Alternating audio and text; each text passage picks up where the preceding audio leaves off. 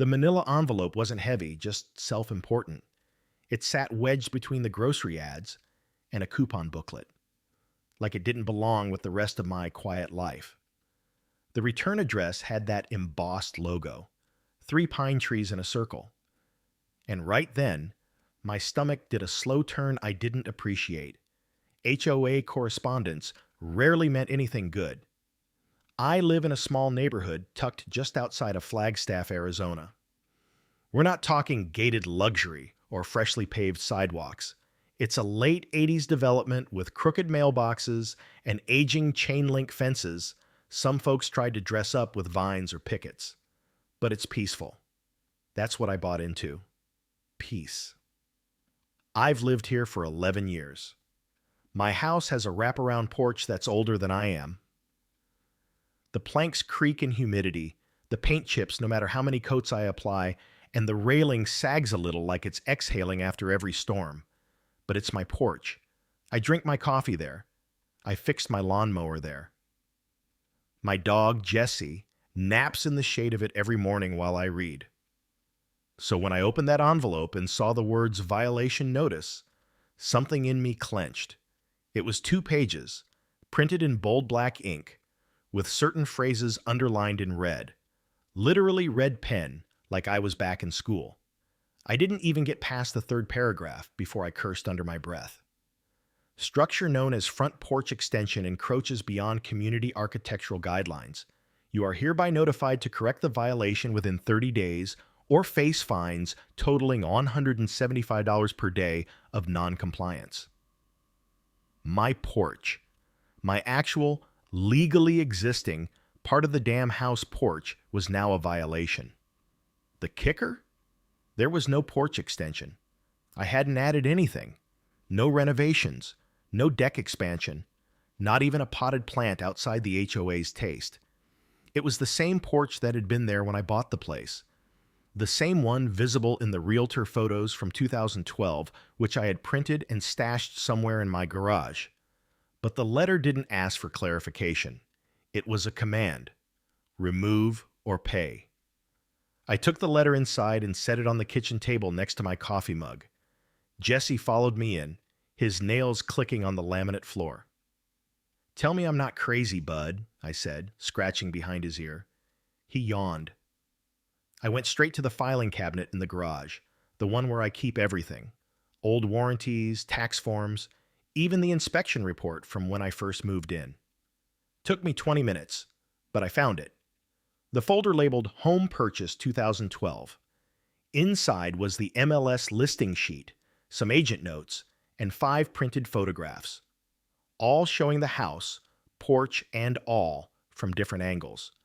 One of them even had the date in the bottom right corner, like a timestamp, April 9th, 2012. I stared at it for a beat. Then I made a copy. The next HOA board meeting was in 6 days. Most people avoid those things like the plague. I never went. The last time I even considered it was when they wanted to enforce a neutral tone color scheme for sheds, whatever that meant. But this time, I circled the date on my calendar and set a reminder on my phone. The 6 days in between? They were annoying in 1,000 small ways. I started noticing things, like the guy across the street, Gary, who barely waved at me before, suddenly watching me with more interest from his driveway, holding his rake like a prop. Like the HOA newsletter slipping into my mailbox, even though I'd unsubscribed from email updates years ago. Like the sudden appearance of a yellow stake in the dirt near my porch's corner. That one bugged me most, because I didn't put it there. I stood over it, hands on my hips, staring down like it might speak. It didn't. I called the number at the bottom of the violation letter. "Marlene, HOA office," answered after 5 rings. "Pine Hollow Ridge HOA, this is Marlene." "Yeah, this is Derek Weller, over on Juniper Drive. I got a letter about my porch." "Okay," she said, all business. "Let me pull up your file." There was a long pause, clicking keyboard, a small sigh. "Okay, I see it here. You received a notice of architectural non-compliance." "Right, that one. Thing is, I didn't build anything new. That porch has been there since before I bought the house. Sir, according to the complaint from who? I can't disclose that. Of course. Marlene, I've got photos from 2012 showing the porch exactly as it is now. You're welcome to bring those to the next board meeting and present them. So that was it. Guilty until proven innocent. By the time the meeting rolled around, I had my folder packed and ready, realtor photos, inspection notes, and a printed email from my mortgage broker confirming the porch's inclusion in the original home appraisal. I wore jeans, boots, and a clean button-up. No tie. I wasn't going to court, not yet, but I wasn't going to show up like a slouch either. The meeting was held in the community room by the pool, a beige concrete box with bad lighting and a folding table up front. There were maybe 15 folding chairs arranged in rows. 8 of them were filled. I recognized some faces, mostly folks I saw during yard sales or the occasional block party. A few looked at me, then back down at their papers. 3 board members sat at the front. Judy, the president, Pete, the vice, and some guy I didn't know holding a laptop. I waited until they opened the floor for violations and disputes. Derek Weller? Judy called out. I stood. You're here regarding the structure on your property? My porch, I said. A few heads turned. I walked to the front and handed over the packet I'd prepared. I didn't add anything. This porch has been here since I moved in. These are dated photos from 2012, a mortgage appraisal, and inspection notes confirming the original structure. Pete flipped through the photos, his brow furrowed. Judy didn't look up. The complaint we received alleged a non-compliant extension beyond the original build. I'm telling you, there is no extension. Do you have a permit on file for the structure? No, because I didn't build it. There was a beat of silence. Judy sighed. Well, unfortunately, without documentation predating the complaint, the photos are from 2012. She looked up then. They're printed, she said. Do you have the original digital files, metadata, anything to confirm the dates? Are you serious? This was a real estate printout. I didn't think I'd need a digital timestamp 12 years later. I'm just explaining the board's position. Pete cleared his throat. Maybe we could table this until next month. Give him time to get more evidence. I already gave you the evidence I need. I said, heat rising in my chest. The guy with the laptop glanced at me, then back at his screen. I'm not paying a fine for something I didn't do, I said.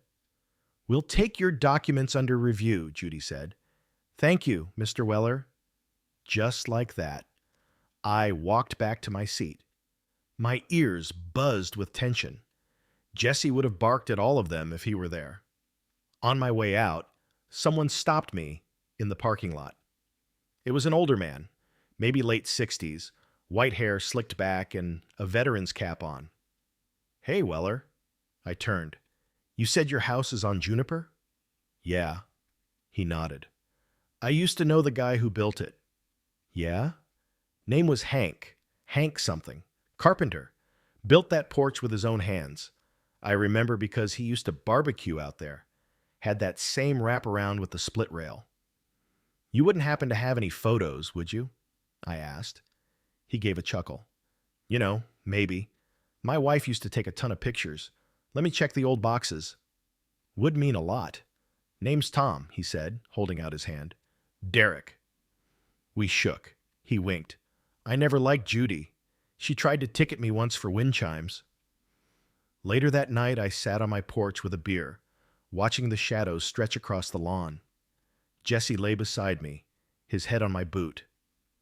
The porch creaked beneath us, a familiar steady sound, and I thought to myself, if they want a war over this old wood, then fine. They picked the wrong porch. You really should just take it down, Derek. It's not worth the hassle. Tom said it with one hand on the back of his neck and the other clutching a dusty photo album like it might fall apart if he held it too tight. I'm not tearing down a damn porch I didn't build, I said, especially when I've got 12 years of shoe prints on it. He gave me a sympathetic look, like someone watching a man load his own sandbag wall before a flood. Tom came by 2 days after the meeting just like he said he would. He had a plastic tote with him, the kind people use for Christmas decorations or old sweaters. Inside was a treasure chest of history, old 4x6 prints, Kodachrome shots, even a couple Polaroids curling at the edges. "I dug through the 2000s miscellaneous bin," he'd said with a chuckle. "Didn't expect to find this much." He was wearing that same veteran's cap and smelled faintly of pipe tobacco.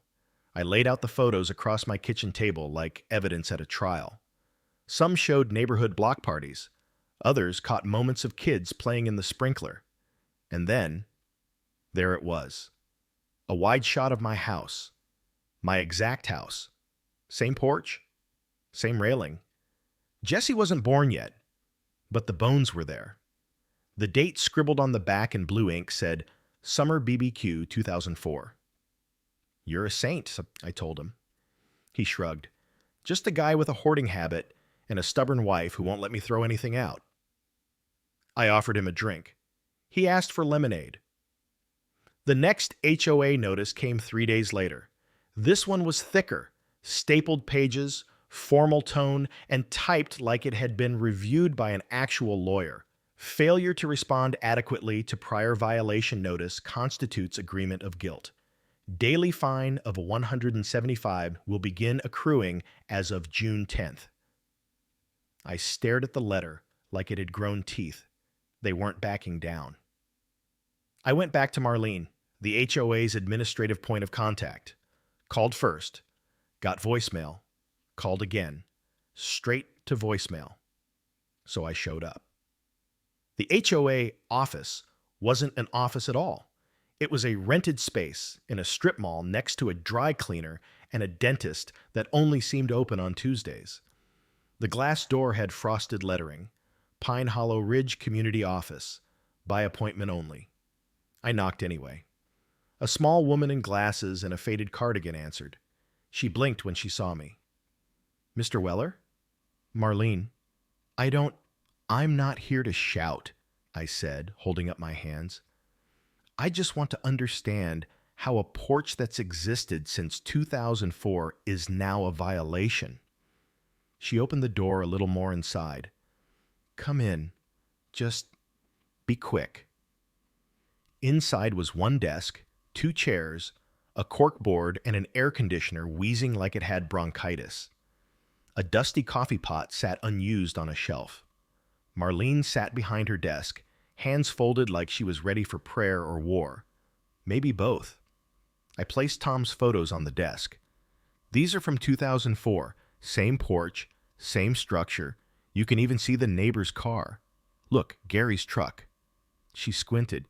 "This isn't official documentation." I laughed. "What does that even mean? It's a photo."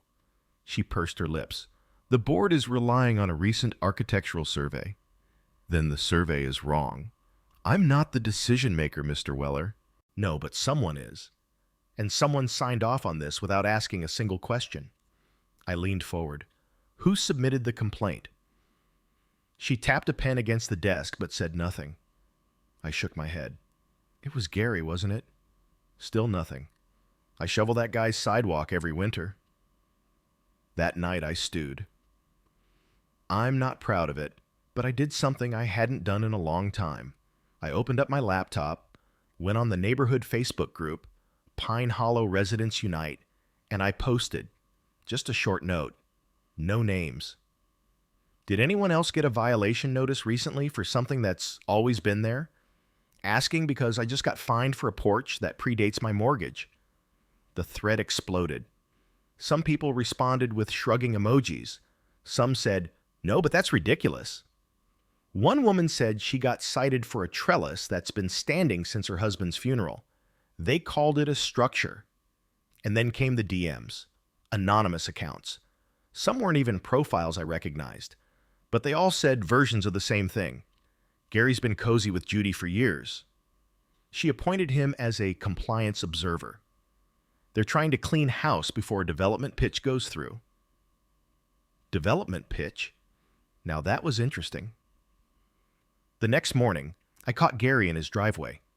I didn't go over with a baseball bat or shouting match in mind. Just clarity. Maybe even decency. He was watering his flowers. The man didn't own a dog, but he had $1 million rose bush and the smug confidence of someone who thought he did everything by the book. "Morning," I said. He nodded, didn't look up. "You wouldn't happen to know anything about the complaint against my porch?" He shrugged. "I don't get involved in board business." "That's funny," I said. "I heard you were an observer." That got a reaction. He lowered the hose, turned toward me. "I simply report what I see." "Seen that porch every day for over a decade. Why now?"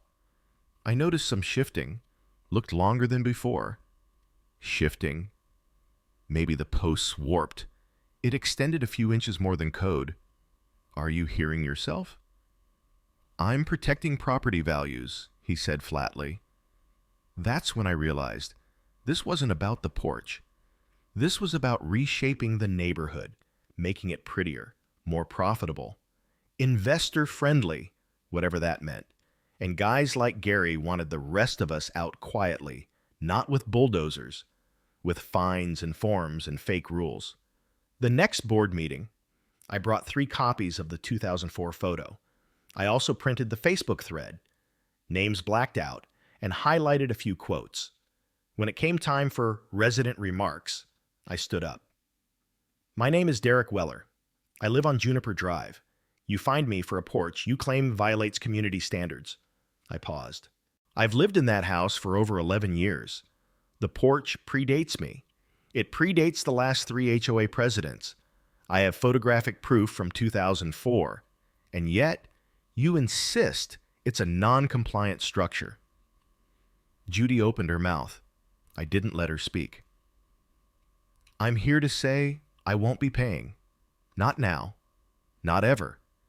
And if this board wants to pursue legal action, I'll countersue for harassment, defamation, and violation of state HOA Code 33-1803. Someone in the back actually clapped. After the meeting, Pete approached me in the parking lot. He looked tired, the kind of tired that doesn't come from lack of sleep, but from pretending things are fair. "I saw the photos," he said. "They're legit." "So?" "I think Judy's pushing personal grievances. Some of us are uncomfortable with how she's running things."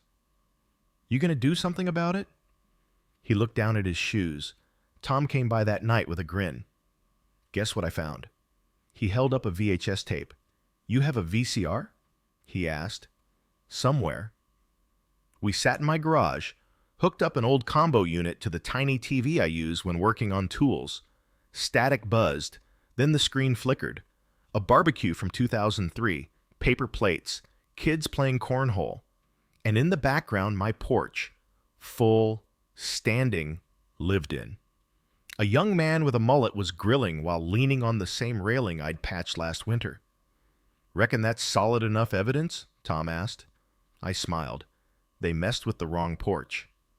It was 8:17 on a Thursday when the letter came. Same embossed logo, same sour aftertaste in my mouth. But this time, it was hand-delivered. Not by a mail carrier, but by a teenage kid in cargo shorts who didn't meet my eyes. That was the first sign something had shifted. The second was the header. "Notice of escalation. Board action pending." I didn't open it right away. Instead, I poured myself a cup of coffee, sat on the porch like I always did, and watched Jesse sniff a patch of lawn like he was searching for buried treasure. The porch creaked softly under me. Familiar, forgiving. My boots found the same groove they always did between the 3rd and 4th floorboard, and that's when I noticed it. The yellow survey stake was gone. No flag, no marker. Just a faint divot in the soil where someone had pulled it. It should have felt like a win, but instead, it felt like a warning. When I finally opened the letter, it was worse than I expected. The Pine Hollow Ridge HOA board, having not received corrective action or acknowledgement from the homeowner at 112 Juniper Drive, hereby schedules a formal compliance hearing under Article 7, Section 4 of the bylaws. Your presence is mandatory. Failure to attend will result in forfeiture of appeal rights and potential lien action. A lien. They were threatening to put a lien on my home, all over a porch that had stood for decades. I spent that afternoon digging deeper than I ever thought I'd need to into HOA laws. Turns out Arizona's HOA statutes aren't completely toothless. There were provisions around grandfathered structures, especially if a feature had existed prior to rule enactment or if the HOA had previously exercised silent approval. I typed that phrase into 3 legal forums. Silent approval. It was a goldmine. I printed the clause, highlighted it, and added it to my growing folder of ammunition. That folder, which started as a manila envelope, was now a full binder labeled Porch War 2025. Pete called me that night. I didn't even know he had my number. "Hey, it's Pete from the HOA board." "I figured," I said. "You guys planning to repo my lawn chairs next?" He chuckled nervously. "Look, I wanted to give you a heads up. Judy's pushing for a formal enforcement vote next week." I got the letter. She's framing it as you being non-responsive and hostile. I laughed. Did she include the part where I showed a photo from 2004? Or the VHS from 2003? She claims those are unverified. Unverified? Yeah. Says anyone could doctor a photo. Pete, it's a Polaroid. I know. But she's digging in. Word is, she's trying to get majority support from newer board members. Let me guess. People she helped get elected? He didn't answer. What about you, Pete? I think this is going too far, he said quietly. But I'm one vote. You're also the one guy who doesn't have a house full of lawn flamingos. That got a chuckle. I'll do what I can, he said. Appreciate it. The night before the hearing, Tom came over again, this time with a worn cardboard box. Found more. He pulled out a stack of neighborhood newsletters from the early 2000s. One of them, dated fall 2003, had a small photo on the back cover, Community Cookout on Juniper Drive. There I was, or rather, my house. Porch lit up with string lights, 3 neighbors leaning against the rail, and a quote from someone named Hank. "Glad we could finally use the porch for something besides drying paint." I damn near hugged Tom. The compliance hearing was scheduled for 6 p.m. sharp at the community clubhouse. It looked more like a courtroom than a meeting.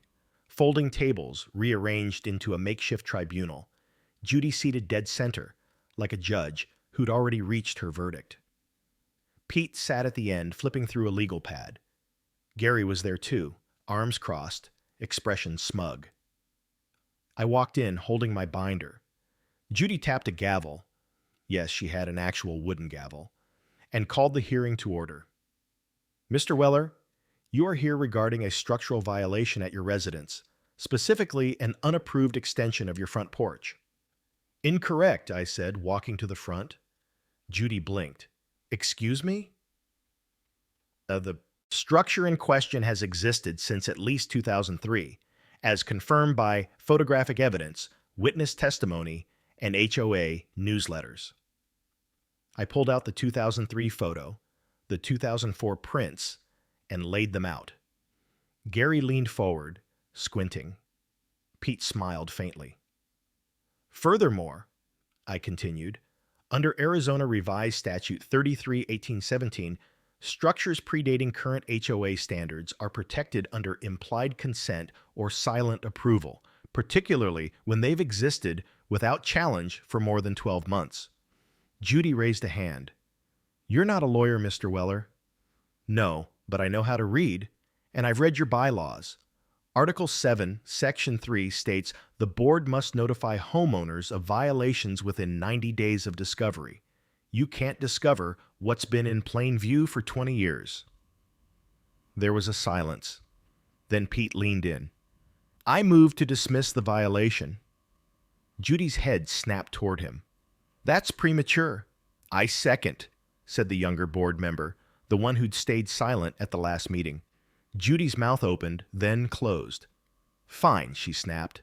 All in favor? Hands went up, 3 of the 5. Gary didn't vote. He wasn't a board member, just a nuisance. Judy looked like someone had unplugged her microphone mid-solo. Motion carries, Pete said. Violation dismissed. Afterward, people clapped. Not many, just a few, but it was enough. Outside, under the clubhouse awning, Pete came up to me. You should consider running for the board next term. I shook my head. I've got better things to do. Like what? I pointed at my porch across the street. Jesse was already waiting. Like sit. Later that week, I found another note in my mailbox. No logo, just a plain envelope, handwritten. Inside was a folded piece of paper and a gift card to Home Depot. The note said, "You reminded us what standing up looks like. Use this for paint or beer. Whatever keeps that porch yours. A neighbor." I did repaint the porch. Went with Pacific Gray. Something close to what it was back in 2003. Just enough new to say I was still here. When I finished, I poured 2 glasses of iced tea, one for me, one for Tom, and we sat in rocking chairs like old men at the end of a Western. We didn't say much. Didn't have to. The porch creaked beneath us. Not in protest, just in peace. The wood felt warm under my palms, sun-soaked and smooth from the fresh coat I'd brushed on 2 days earlier.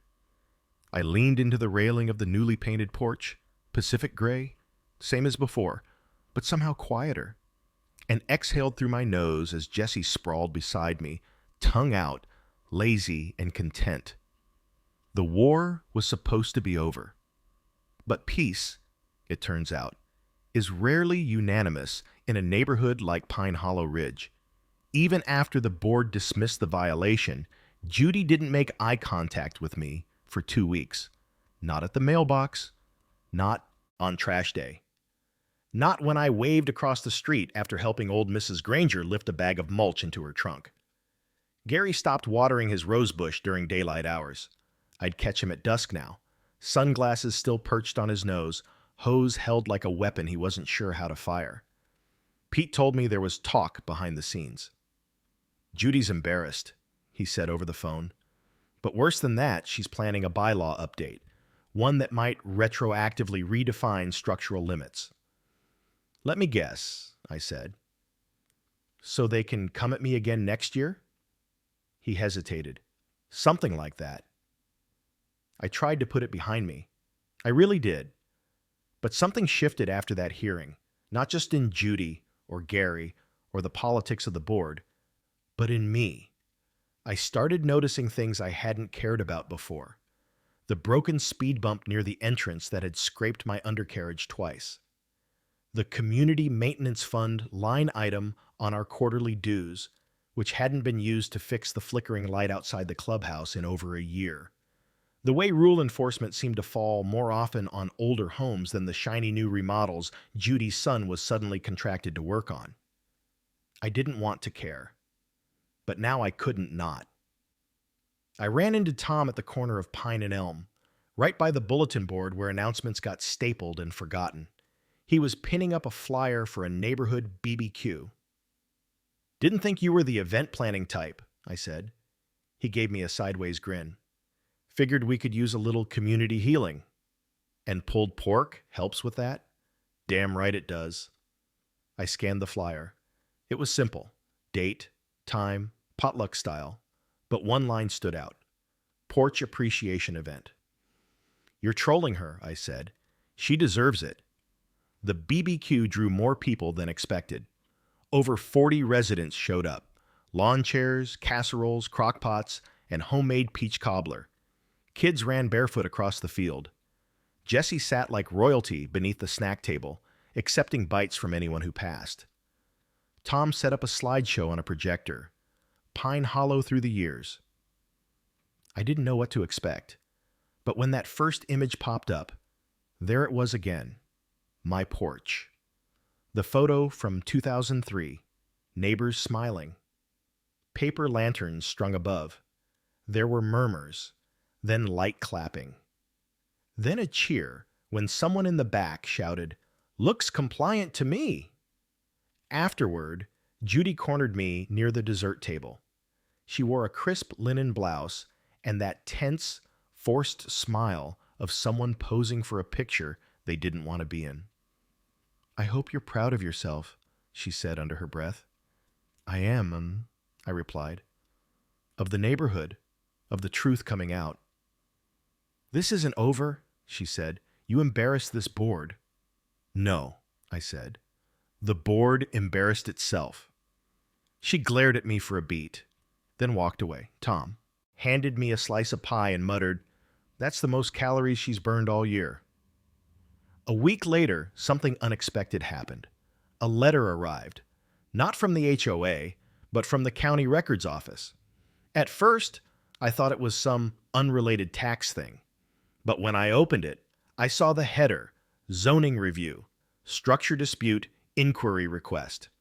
Apparently, someone had submitted an inquiry about my property's boundary lines and whether my porch encroached on public easement. They'd flagged it for review due to elevated dispute concerns. Judy was escalating. Outside the HOA now. I took the letter to Pete. He met me at the Rusty Bean, our local coffee shop that tried too hard to be Portland and not hard enough to be Arizona. "This is serious," he said, scanning the letter. "If they find even a technicality, she'll call for a new vote." "Can she really do that?" "Not officially. But if the board gets spooked enough, they can start the process all over again." I rubbed my temples. "She's weaponizing bureaucracy." "She wants to exhaust you." Tom had an idea. He handed me a folded printout from his printer. Grainy, but legible. "Public records request," he said. "I filed one last week. Got the original blueprints from 1998 when Hank first submitted plans." I opened the document. Right there, on the third page, front porch, covered, wraparound design, 8/22, approved April 2nd, 1998, official, stamped, signed by the city. I didn't know whether to hug Tom or cry. "Now you've got the nuclear option," he said. I wrote a letter, formal, factual, and brief, and sent it certified to both the HOA board and the county office. I included the blueprint from 1998, photos from 2003, 2004, 2012, witness affidavit from Tom HOA's own bylaw language on legacy structures, and a paragraph that read, "Any further attempts to challenge this structure will be considered retaliatory and may result in legal action. I reserve the right to recover damages for stress, time, and potential depreciation caused by unfounded claims." The silence that followed was louder than any fine. No board meetings mentioned my property again. No new complaints appeared. The newsletter even included a community spotlight about the BBQ, carefully avoiding my name, but showing Jesse in full glory beneath the cobbler table. Gary started waving again. Judy stopped attending the meetings altogether. And Pete? He texted me a single line. "You should really consider that board seat." I sat on my porch that night, binder packed away, legal papers filed, and Jesse snoring softly beside me. The porch light flickered on at dusk, just like it always did. This time, it didn't feel like defiance. It felt like home. I never wanted to be that guy. The one who shows up at every HOA meeting with a folder full of bylaws and a chip on his shoulder. But when someone backs you into a corner, you either fold or you build a damn porch around it and stand your ground. And after everything they threw at me, I stood. It had been a month since the county closed the zoning review with a 2-sentence letter. Structure confirmed, compliant with original permit. No further investigation warranted. Short, final. Exactly what I needed. Judy never responded. Not to that, not to the certified letter, Not even when I waved at her while walking Jessie past her pristine flower beds. I figured it was over, until the clipboard showed up. It was left on my porch on a Tuesday. No knock, no email. Just a clipboard with a form titled Board Member Candidacy Filing, Pine Hollow Ridge HOA, clipped to the front, and a sticky note attached. Derek, if you can't beat 'em, fix 'em. Pete. I laughed. Jessie barked once like he agreed. I left the clipboard on the porch railing and stared at it every morning that week, flipping it open during coffee like I was checking the mail again. I didn't want power. I wanted peace. But peace, it turns out, takes maintenance. And maybe it was time I picked up more than a paintbrush. The day I turned in the form, Marlene raised both eyebrows. You're running? I guess I am. She smiled, real and tired. You'll need 10 signatures. I got 23. Election day for the HOA board looked a lot like any other Tuesday around here. Too much sun, not enough people, and someone's toddler screaming near the community pool. But the clubhouse had a trickle of neighbors signing ballots, handing them in, and offering nods of encouragement I didn't expect. Tom even made campaign buttons. They said, "Stand for something," preferably on a porch, in faded navy blue. I wore mine under a flannel shirt, close to my heart. Judy didn't run again. She cited personal stress and deteriorating community tone in her resignation email, which was forwarded to every resident with the subject line, Important Leadership Transition. Pete was elected president. I was voted in as vice. And just like that, the same porch they tried to fine out of existence became the place this neighborhood started to heal. Our first meeting as a new board was half chaos, half catharsis. People brought their complaints. Actual ones this time. The speed bump at the front entrance, approved for repair. The flickering streetlight, scheduled. The random decor violations that Judy handed out like Halloween candy, reversed. We even made a motion to establish a historical structure register so that anything built before a certain date would be documented and protected. First entry, 112 Juniper Drive, wraparound porch, 1998.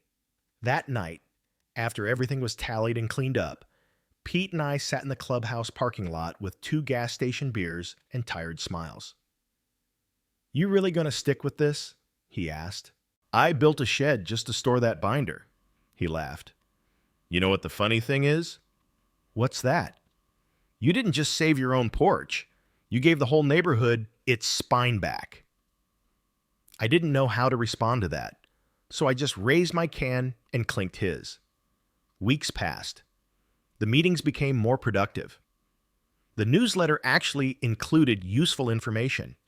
Gary even apologized, in his own gruff way, by offering to help me stain the back fence if the HOA would allow such a rebellious act.